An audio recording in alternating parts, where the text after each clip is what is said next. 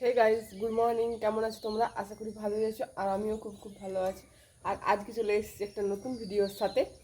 আর আজকে কি ভিডিও নিয়ে আসবো জানো? আজকে আসবো আমাদের দোকান পুজো। আর আমাদের দোকান পুজো হবে, সেই জন্য বাবা সব কিছু রেডি করে নিয়েছে। এবার আমি আলপনা আঁকতে যাব। আর আমি এই যে স্নান করে রেডি হয়ে নিয়েছি আমিও। তারপর আমি আলপনা আঁকবো, ঠাকুরের ভোগ জোগাড় করবো।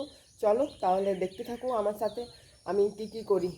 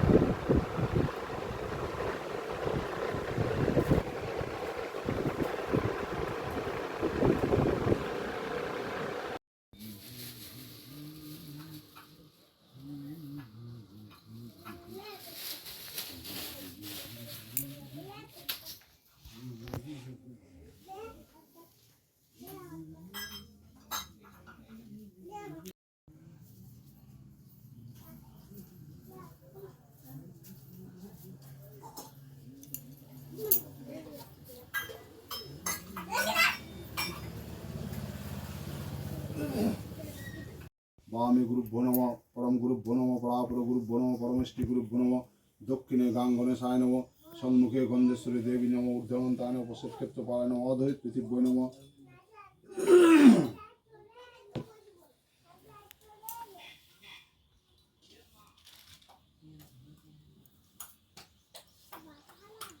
তনৈক পীতর কমলায় তাক্ষ বিশ্বম্ভর দ্বিজবল যুগ ধর্মপাল বন্দে জগত প্রিয়কর করুণাবতার ন জনামি।